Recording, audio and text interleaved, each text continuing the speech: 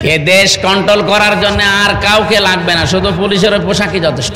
8 ঘন্টার পরে যতই ওদেরকে কিছু পুলিশকে যদি আপনি একেবারে ওভার টাইমের বেতনও দিয়ে দেন, ও তাও ঘুষ খাবে। এই আলাদা যে এই 5-7 ঘন্টা এখন যে ওভার টাইম করছে, এর জন্য কি বেতন বাড়া আছে? ঘুষ খাবে না, করবে কি? 8 ঘন্টা ডিউটির পরে যেই কয় ঘন্টা ডিউটি করবে ওদের হিসাব করে টাকা দেওয়া লাগে। 42,000 টাকা দিয়ে এখনো কয় হাজার টাকা লাগে, ওইটাকে ফেরেশতা জিবরাইল দিয়ে যাবে। ওদের বিভাগটা আলাদা করে ওরা শুধু আইজির কথা মতো চলবে, কোন নেতা খেতা নেত্রী এদের কথা মতো চলবে না। প্রশাসনের ভাইরা, আজকে আমি খুলনা রেঞ্জের ডিআইজি সাহেব, যিনি আমাদের এই খুলনা বিভাগের 10টা জেলার দায়িত্বে আছেন, ডিআইজি রেজাউল হক হাফিজাহুল্লাহ, আল্লাহর বান্দার সাথে কিছুক্ষণ আগে কথা বলছিলাম। বললাম যে স্যার আপনি কোথায় আছেন? আমি অফিসে আসলাম। এখন অফিস মানে এখন কিসের অফিস? সাতক্ষীরায় ছিলাম, অনুষ্ঠান শেষ করে এই পৌঁছালাম। তার মানে প্রশাসনের পুলিশের বিশেষ করে দায়িত্ব 24 ঘন্টায়, ওদেরকে 8 ঘন্টা ডিউটি। এই কথা বললেন না, ডিউটি কয় ঘন্টা? 24 ঘন্টা। এরপরও ওদের কোনো দাম নেই। ওই আগস্টের 5 তারিখের আগে যা করে রেখেছে ওই বদনামি চলছে। ওই সময় তো আর পুলিশ ছিল না, ওই সময় আর একটা নাম ছিল, পুলিশ লীগ। কি ছিল?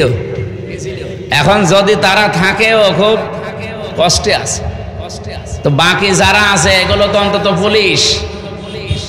এই জন্য আমার মনে হয় আমি উপরে আমার যতটুকু আয়ত্ত আছে আমি চেষ্টা চালাবো। আর সামনে যদি আল্লাহ পরিবেশ করে দেয়, আমার 2টা দাবি আছে প্রশাসনের। 1 নম্বরে ওদের বিভাগটা আলাদা করে ওরা শুধু আইজির কথা মতো চলবে, কোন নেতা খেতা নেত্রী এদের কথা মতো চলবে না। এ দেশ কন্ট্রোল করার জন্য আর কাউকে লাগবে না, শুধু পুলিশের পোশাকই যথেষ্ট। 2 নম্বরে ওনাদের 8 ঘন্টা করে ডিউটি। আমাদের এই দেশে যারাই চাকরি করে কয় ঘন্টা বলেন? সরকারি বেসরকারি যত অফিস আদালতে চাকরি করেন 8 ঘন্টার বেশি ডিউটি নেই। 8 ঘন্টার পরে যদি আপনি ডিউটি করেন 2-4 ঘন্টা 5 ঘন্টা, ওটা ওভার টাইম। ওর আলাদা বেতন দেওয়া লাগে না? লাগে না? পুলিশ 8 ঘন্টা ডিউটি করেও বউ বাচ্চা নিয়ে বাড়িতে থাকবে। বাকি এই সময় এই যে এখানে এসে বসে আছে প্রায় 20-21 জন, ওর কি এখন ডিউটি? এখন কেমন কারণ বসে থাকবে? ও সকাল 10টা থেকে বিকাল 4টা পর্যন্ত ডিউটি করে বাড়ি যেয়ে বউ ছেলে মেয়ে নিয়ে কাজ করে খাবে। এই সময় ওর এখানে এসে রাত 11টায় বসে থাকা লাগবে কোন কারণে? এই আলাদা যে এই 5-7 ঘন্টা এখন যে ওভার টাইম করছে, এর জন্য কি বেতন বাড়া আছে? তো ঘুষ খাবে না, করবে কি? না, আপনারা আবার অন্যদিকে নিয়েন না। আমি চাই যে আগামীতে এদের এই ওভার টাইম যেই কয় ঘন্টা হবে, 5 ঘন্টা 7 ঘন্টা 10 ঘন্টা 8 ঘন্টা ডিউটির পরে যেই কয় ঘন্টা ডিউটি করবে ওদের হিসাব করে টাকা দেওয়া লাগে। আমি জানি ওদের অনেক ভালো ভালো কাজ করার ইচ্ছা আছে, কিন্তু পারে না বাস্তবতার কারণে। এমন অফিসার আছে যে অফিসার নিজে বেতন পায় হয়তো 42,000 টাকা, কিন্তু বাসা ভাড়া করে স্ত্রী আর ছেলে মেয়েকে রেখেছে ঢাকাতে 50,000 টাকা বাসা ভাড়া।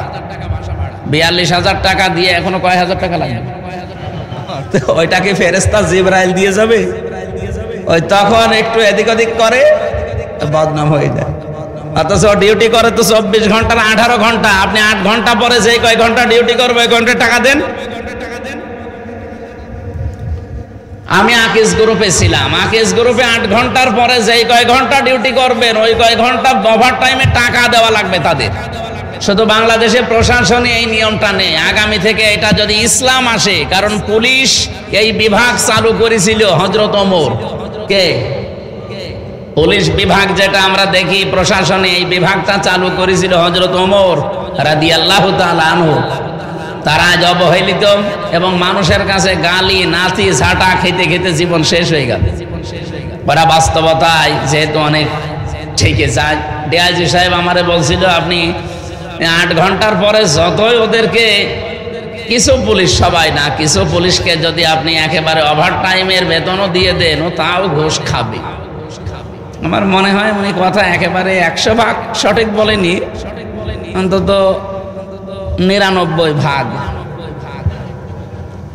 পুলিশ ভাইরা আপনারা যে দায়িত্বে আছেন কখনো নিজেদেরকে ছোট মনে করবেন না, এটা বিশাল মহান পেশা একটা।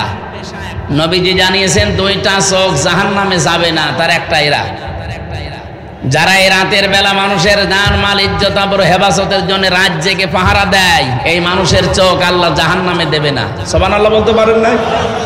2 নম্বরে যারা রাতের বেলা নিজের অপরাধের কথা স্মরণ করে কান্নাকাটি করে। আল্লাহ আমাদেরকে এইরকম শুকরগুজারি বান্দা হওয়ার তৌফিক দান করেন, বলেন আমিন। প্রশাসনের যে ভাইগুলো আজকে শৃঙ্খলার দায়িত্বে এসেছেন, সবাইকে নিয়ে আল্লাহর দরবারে শুকরিয়া জানাচ্ছি, বলেন আলহামদুলিল্লাহ। আরো জোরে বলেন আলহামদুলিল্লাহ। দরুদ আর সালাম পাঠ করি আমাদের নবী, মানবতার মহান শিক্ষক মুহাম্মদুর রাসূলুল্লাহ সাল্লাল্লাহু আলাইহি ওয়াসাল্লামের প্রতি।